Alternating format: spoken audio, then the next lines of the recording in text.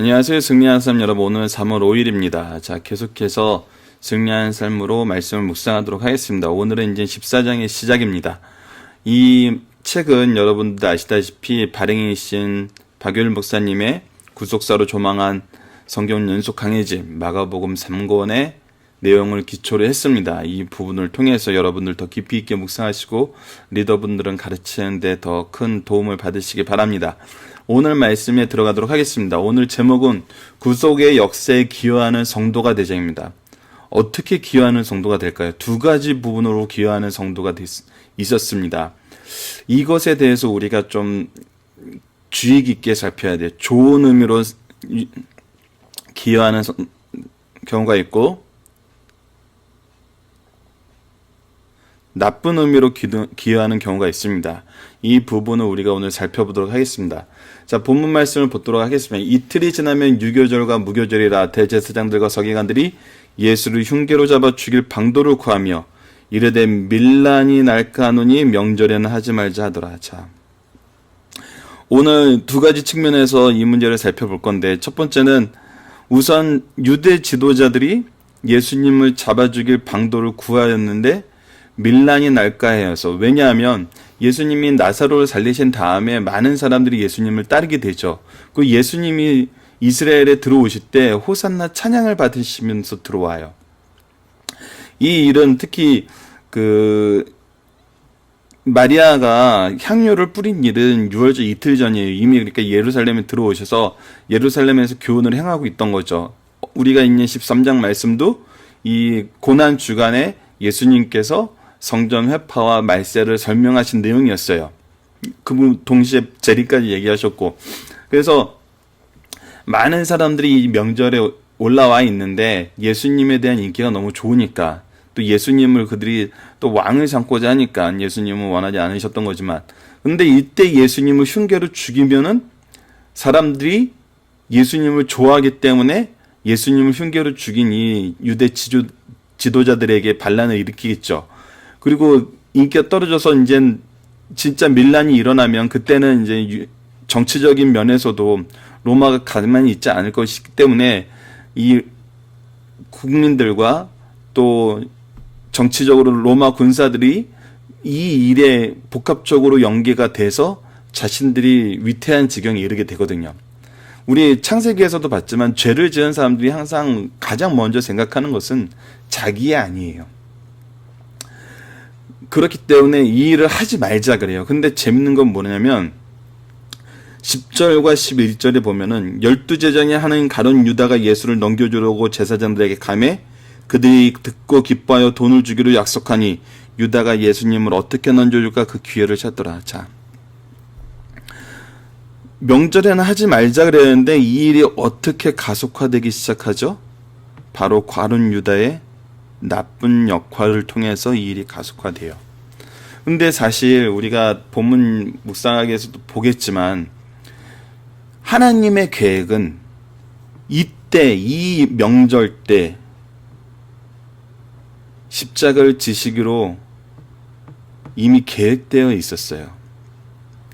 그래서 이것을 미리 제자들에게도 여러 번 얘기했었어요.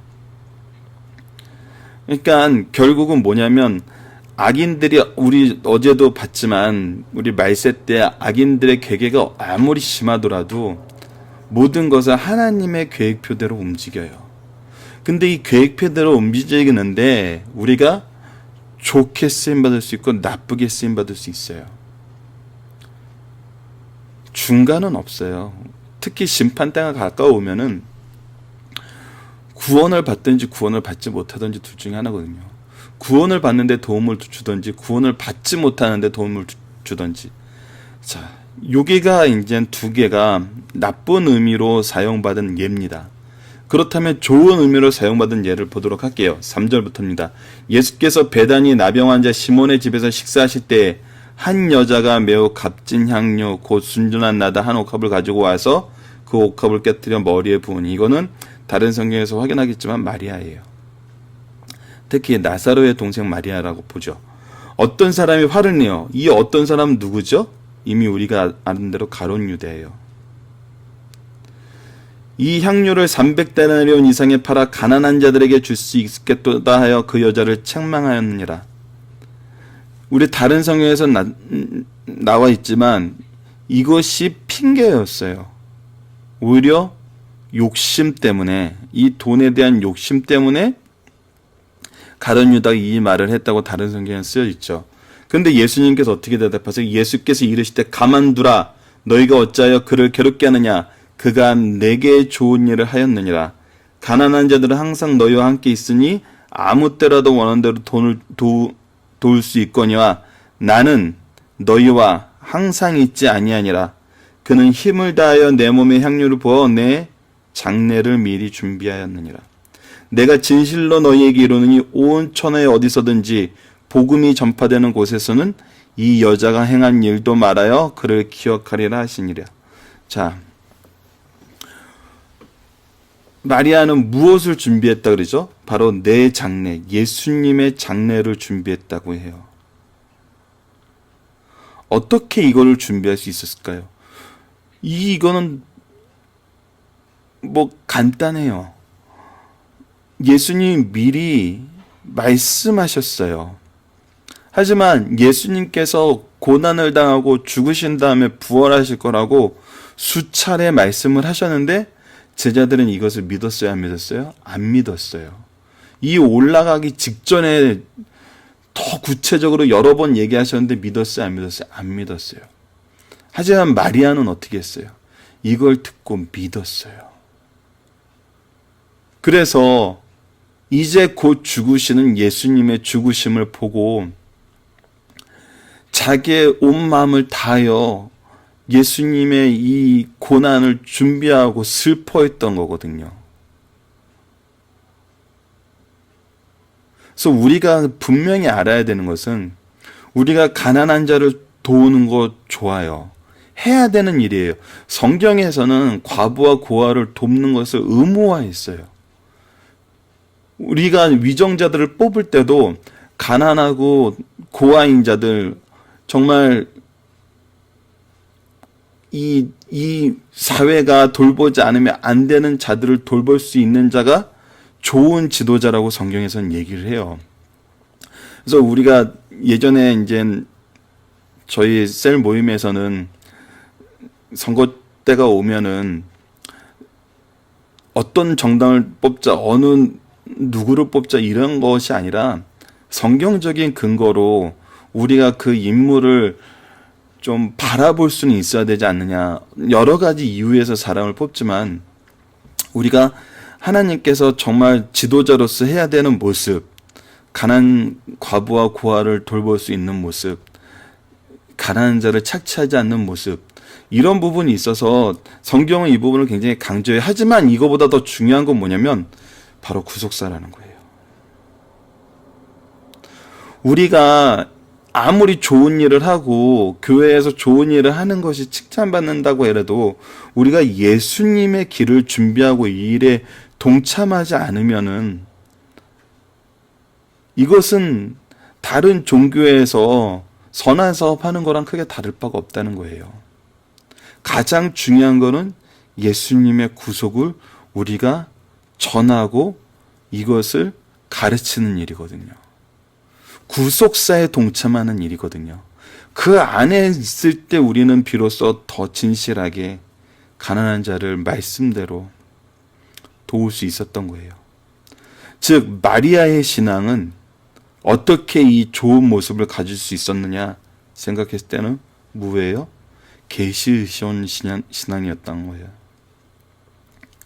노아가 계시의존 신앙을 가졌던 것처럼 이 마리아도 예수님 말씀의 근거에서 이 일을 했던 거예요. 하지만 제자들은 이 말을 더 잘 들어놓고도 어땠어요? 준비하지 않았어요. 준비하지 않은 게커녕 이 가룟 유다 같은 경우는 오히려 나쁜 일에 쓰임을 받았어요. 이것이 우리가 주의해야 될 부분이거든요. 그럼 오늘 본문 묵상하기를 통해서 이 부분을 좀 더 구체적으로 보도록 하겠습니다. 자, 2절과 10절, 11절 말씀을 통해 가룟 유다가 어떤 역할을 하게 됐는지 묵상해 봅시다. 자, 오늘 본문 말씀이에요. 아까 우리 정리를 했던 거죠. 이틀이 지나면 유월절과 무교절이라 대제사장들과 서기관들이 예수를 흉계로 잡아 죽이고자 하되 죽일 방도를 구하여 이르되 어떻게 해요? 밀란이 날까 하노니 명절에는 하지 말자 그래요. 하지만 어떻게 돼요? 가룟 유다가 예수를 넘겨주려고 제사장에게 가매 그들이 듣고 기뻐하여 돈을 주기로 약속하니 유다가 예수님을 어떻게 넘겨줄까요?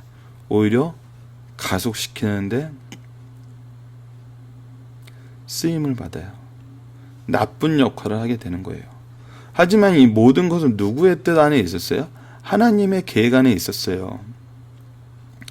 우리 이 부분을 정말 깊이 있게 좀 생각을 해봐야 돼요. 이 세상은 하나님의 계획대로 돼요. 노아 시대에도 하나님의 계획대로 심판이 있고 또 구원이 있어요. 하지만 이것을 결국 하나님이 뜻대로 하면서 가만히 있었어요? 노아가? 아니에요. 그때를 준비하면서 그때에 하나님의 뜻에 쓰임받기 위해서 노력을 했어요. 말세를 예언하시면서도 우리가 무엇을 준비해야 될지 미리 얘기하셨어요. 그래서 가만히 있는 것도 안 돼요. 이것도 옳은 자세가 아니에요. 하지만 더 나아가서 이 나쁜 일에 쓰임받아서는 안 돼요. 가룟 유다가 회개했으면은 예수님이 성찬을 가르쳐 주시면서도 다시 한번 주의를 하죠. 지적을 하세요. 지적을 하시면 뭐예요? 회개하게 하기 위함이에요. 가룟 유다가 예수님을 팔지 않아도 예수님은 구속의 그 스케줄에 맞춰서 진행되세요. 굳이 우리가 나쁜 일에 쓰임받아서 죄의 대명사가 될 필요는 없죠.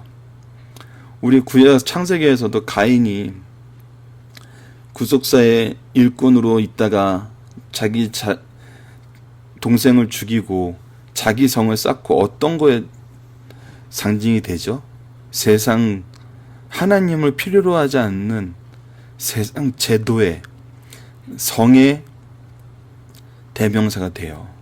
그들의 조상이 돼요. 자, 이것을 보면 우리가 말씀 안에서 살지 않으면 얼마나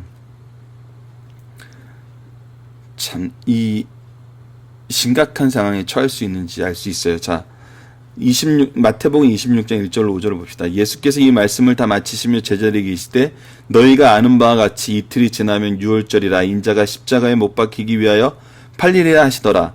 그때 제사장과 백성들과 장로들이 가야바라 하는 대제사장들이 관청에 모여 예수를 흉계로 잡아 죽이고자 은하되 말하기를 밀란이 날까 하노니 명절에는 하지 말자 하더라. 자, 예수님이 이미 말씀하셨어요. 이틀이 지나면 유월절이라 인자가 십자가에 못 박히리라. 하지만 대제사장과 백성의 장로들은 어떻게 생각했어요? 명절에는 하지 말자 그랬어요. 이것을 통해서 우리가 이미 계획하심이 어떻게 진행될지 말씀하신 걸 볼 수 있어요. 우리의 포지션은 좋은 곳으로 쓰이느냐 나쁜 곳으로 쓰이느냐예요. 마리아처럼 쓰이느냐 가룟 유다처럼 쓰이느냐. 이것은 누구의 선택이에요? 말씀을 근거로 내가 어떤 행동을 하느냐예요. 마리아는 이 말씀을 듣고 장례를 준비했고 가룟 유다는 이 말을 듣고 오히려 자기 뜻대로 행하게 됐어요. 자기 기준으로 행하게 됐어요. 우리 다시 한번 반복하지만 창세기 3장 22절, 사사기 21장 25절, 로마서 10장 2절로 3절. 죄의 가장 큰 위협은 뭐였어요? 바로 자기 기준이었어요. 자기 기준. 계시를 기준으로 삼는 것이 아니라 자기 기준을 세우는 거였어요. 자기 기준을 세우는 가룟 유다는 어떻게 됐어요? 예수님을 파는 정말 죄의 대명사가 되어버렸어요. 나쁜 예를 남겼어요. 하지만 마리아는 어땠어요? 예수님의 말씀에 기초로 행동해서 온 세상에 복음이 전파되는 곳마다 이 일을 기념하게 하리라는 예수님의 축복을 받았어요. 자, 이제 본격적으로 마리아를 보도록 하겠습니다.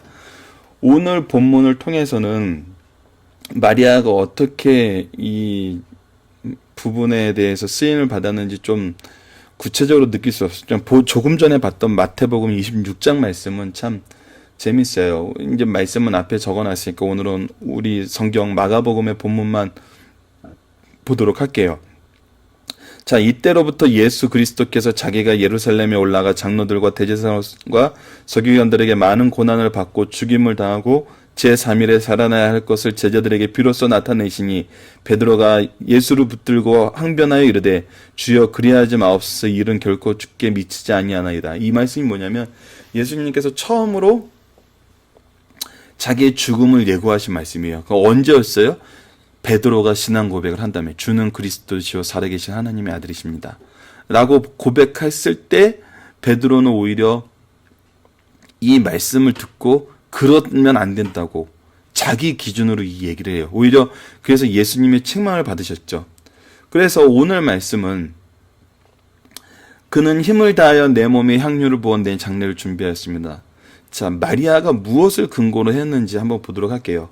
죽음을 예고하신 예수님이 4번의 예고를 하셨어요. 자, 이 말씀을 보도록 하겠습니다. 베드로의 신앙 고백 후, 이제 우리는 우리 본문에서 마가복음에선 8장인데, 우리 위에서 읽었던 이 마태복음 16장 21절에 처음으로 예고를 하셨어요. 두 번째는 변화산 이후 갈릴리에서, 변화산에서 내려오신 다음에 이 부분에 대해서 다시 한번 말씀하세요. 2번 얘기하시는 거예요. 그리고 예루살렘에 올라가기 전에, 그래서 마태복음 20장, 마가복음 10장이 이 얘기를 하셨어요. 그리고 오늘 본문이거든요.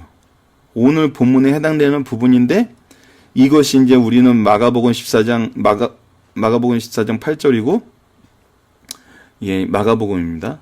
이 부분에 표시가 잘못되는데 그리고 마태복음에서는 26장에 해당돼요. 우리 앞부분에 읽었는데 그래서 이 부분을 보면은 마가복음 26장 2절에 잠깐 이 앞부분 말씀을 보도록 할까요?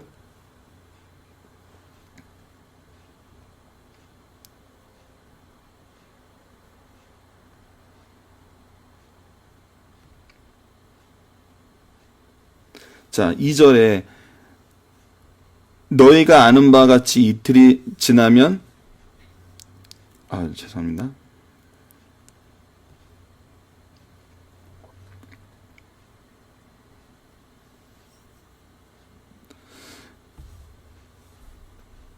이틀이 지나면 6월절이라 인자가 십자가에 못 박히기 위하여 팔리리라 하시더라. 그때 이때 이미 십자가에 못 박히기 위해서 팔린다고 얘기를 하셨고 그 다음에 바로 그 26장 12절에 어떤 일이 나타나냐면 바로 마리아가 향유 붓는 내용이 나타나요. 즉 이 26장 2절에서 예수님의 말씀을 듣고 마리아는 향유 붓는 걸 준비하고 향유를 붓는 거예요. 예수님의 장례를 준비하는 거예요. 자, 예수님의 길을 우리가 바로 간다 그럴 때는 바로 주신 말씀에 근거해야지 우리가 이 신앙을 가질 수 있어요. 이것이 바로 어떤 신앙이에요? 계시 의존 신앙이에요. 우리의 신앙에서 가장 중요한 건 바로 이 부분이에요. 노아가 그랬던 것처럼 마리아가 그랬던 것처럼 우리는 하나님 말씀, 하나님이 주신 이 성경 말씀 이것을 통해서 우리의 길을 우리가 준비할 수 있거든요. 우리가 해야 될 것을 준비할 수 있거든요. 우리가 기도를 할 때도 말씀에 의지해서 기도하면 하나님께서 들어주세요. 하지만 내 소견에 좋은 대로 기도하는 건 하나님께서 들어주지 않으세요. 그래서 우리가 말씀이 기초가 되지 않으면은 우리 신앙생활이 바로 설 수가 없어요. 하나님과 동행하는 삶을 살 수가 없고 하나님이 준비해 주신 그 준비의 은총을 우리가 누릴 수 없고 하나님의 축복의 통로가 될 수 없어요. 이 구속사를 연결해 줄 수 없어요. 우리가 실제로 가난한 사람 도울 수 있어요. 아픈 사람 도울 수 있어요. 하지만 이거는 하나님의 구속사에 동참하지 않은 사람들도 할 수 있는 일이에요. 중요한 거는 바로 이 계시, 주신 말씀입니다.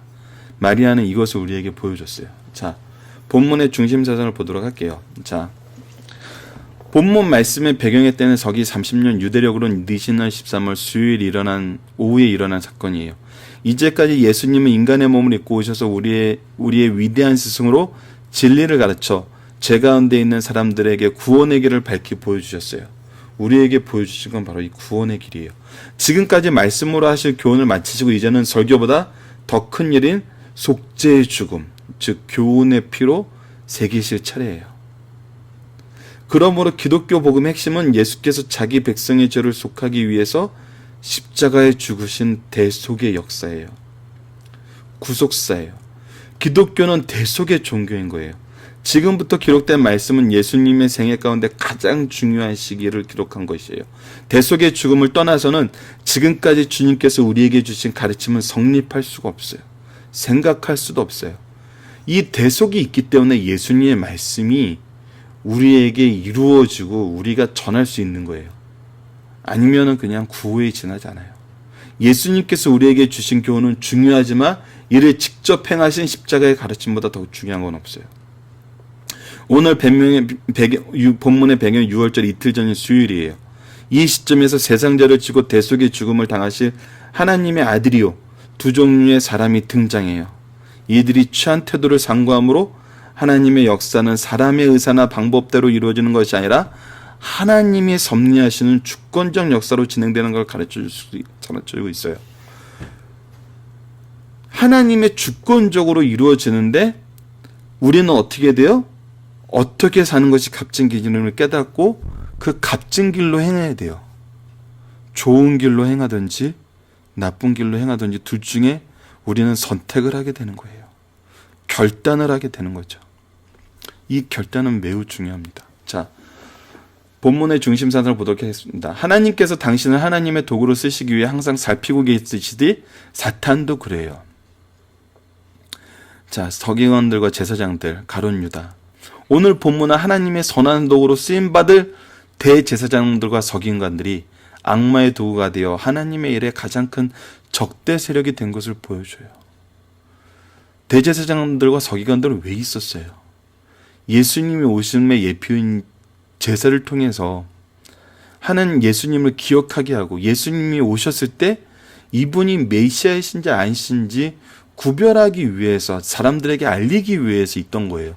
그래서 세례 요한이 광야에서 외칠 때 사람들이 오잖아요. 당신이 그입니까? 당신이 정말 메시아입니까? 라고 물어보러 오잖아요. 확인을 하기 위해 온 거예요. 그래서 준비하기 위해 만들었던 제도이고 그 안에서 일을 하던 사람들이에요. 근데 이들은 사탄의 도구가 됐어요. 이를 보고 있노라면 사람은 의의 병기든지 악의 병기든지 어느 한편에 속해 있음을 가르쳐줘요. 우리는 의의 병기인가요? 악의 병기인가요? 이 시대의 대제사장과 서기관들, 가룟 유다가 악의 병기로 쓰였다면 우리도 장담할 수가 없어요. 그래서 무엇이 중요해요? 겸손히 말씀에 의지하는 게 중요해요. 우리가 겸손히 말씀에 의지하게 돼서 하나님의 의의 병기로 쓰임받게 됨을 감사하면서 주어진 일에 최선을 다할 것을 가르쳐줘요. 자, 마리아의 값진 신앙의 행위를 높이 평가하세요. 천지를 창조하신 예수님, 특별히 선택하시고 사랑으로 양육하신 날에 오셔서 줄인 자를 먹이시고 병든 자를 고쳐주시고 천국 복음을 전했어요. 하지만 가는 곳마다 환영과 대접을 받기보다는 학대와 배척을 받았어요. 그러나 마리아는 값비싼 향료를 가지고 주의 장례를 준비하는 값진 행위를 함으로 복음이 증거되는 곳마다 그를 기념하고 본받게 될 것을 말씀하셨어요. 이는 인생의 각 삶 속에서 신앙의 행위만큼 값진 삶이 없다는 걸 가르쳐줘요. 우리가 병든 자를 고치고 줄인 자를 먹이는 거, 이런 것보다 우리가 정말 말씀의 신앙의 행위라는 것은 말씀에 근거한 행위를 말해요.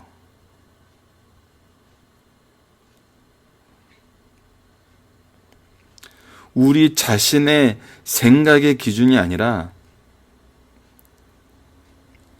말씀에 근거한 행위를 말하는 거예요. 그래서 말씀에 근거해서 병든 자를 고치고 줄인 자를 먹이는 거, 이것은 천국 복음을 전하는 것과 연결이 돼요. 그래서 이거는 값진 거예요. 이것을 우리가 구별하고 생각할 수 있어야 돼요. 자신의 생각으로 하는 건지 말씀에 근거로 한 행위인지. 마리아의 행위에 대해서 얘기를 할 때 참 착한 행동을 했다 이렇게 생각하면은 우리는 이 틀에서 벗어날 수가 없어요. 하지만 마태복음 26장에서 보여준 건 뭐였냐면 바로 예수님의 말씀에 근거로 한 행동이었다는 거예요. 이 당시 이 행위는, 마리아의 이 행위는 말씀에 근거하지 않으면 나올 수 없는 행위였어요. 제자들은 예수님이 임금될 줄 알고 사람들은 예수님이 임금되길 원했어요. 지도자들은 예수님을 죽이길 원했고, 이 사이에서 이 행위를 했다는 것은 말씀에 근거하지 않으면 나오지 않은 행위였다는 거. 이것을 정말 우리 중요하게 생각했으면 좋겠습니다. 유다를 중심으로 구속사적인 안목이 없는 제자들의 좁은 편견을 볼 수 있어요. 신한 행위를 투자로 보고 손익계산에 의해 판단하고 도덕성을 빙자하여 신앙의 행위를 비난해요. 말씀에 근거한 행위를 뭘로 우리가 봐요? 손익계산으로 보고 도덕성으로 봐요. 다 핑계예요. 말씀에 근거로 한 행위는 손익계산을 판단할 수가 없어요. 도덕성으로 빙자해서 비난할 수가 없어요. 이것은 하나님이 보시기에 가치 있고 당연한 일이에요. 좋은 일이거든요. 우리가 교회에서 신앙의 행위를 한다는 것은 투자를 하는 것이 아니고 경제성을 판단하는 것이 아니고 다른 어떤 이유로도 이것이 비난받거나 이것의 결정에 유보를 할 수 있는 일은 없어요. 말씀을 통해서 우리가 해야 되는 일이 무엇인지 그것을 아는 게 중요해요. 교회와 성도에게 빈민구제는 교회의 큰 업무다. 그러나 이것이 하나님을 섬기는 행위보다 우선될 수 없어요.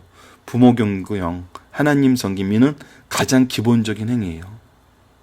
기본적인 행위에 투자나 손익계산이나 도덕성을 두고 비교할 일은 없어요. 기본 행위를 우선하고 이웃에 대한 도덕적인 것이 뒤따라야 돼요. 기본 행위를 하는 사람은 당연히 이것이 들어와요. 우리 십계명에 대해서 저희들 모임에서는 자주 얘기하는데 십계명의 기준은 하나님을 사랑하고 이웃을 사랑하는 거예요. 근데 하나님을 사랑한다 그랬을 때 왜 십계명의 기준이 되느냐?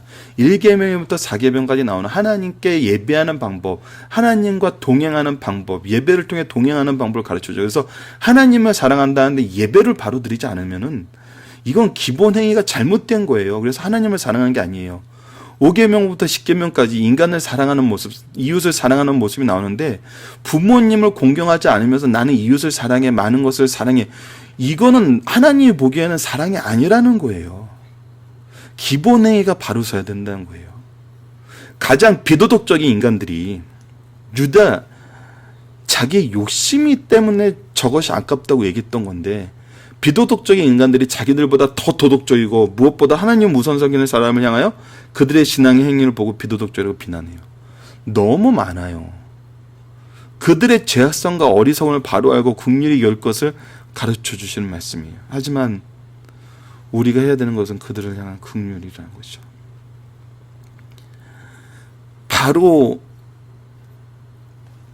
바로 행함이 되는 사람이 돼야 되고, 두 번째로는 잘못된 행함이 있는 사람에게 긍휼을 보여야 된다는 거죠. 이것이 우리 신앙의 모습이라는 거예요. 이 오늘 본문 말씀을 보고 여러분들이 더 깊이 예수님의 길을, 또 구속사의 능력 있는 일꾼이, 또 이 일에 쓰임받는 성도들이 되시기를 바랍니다. 자, 오늘도 말씀을 기초로 기도하기를 통해서 마치도록 하겠습니다. 하나님, 우리로 겸손하게 하신 말씀을 주심을 감사합니다. 구속사의 중심에 있으면서도 악한 일에 쓰임받는 가룟 유다와 같이 악에게 지는 삶을 사는 것이 아니라 오직 예수님의 말씀에 근거하여 주님의 죽으심과 부활의 영광에 동참하여 영광의 찬양과 승리의 복음을 전하는 제자가 되게 하여 주소서. 예수님 이름으로 기도드립니다. 아멘.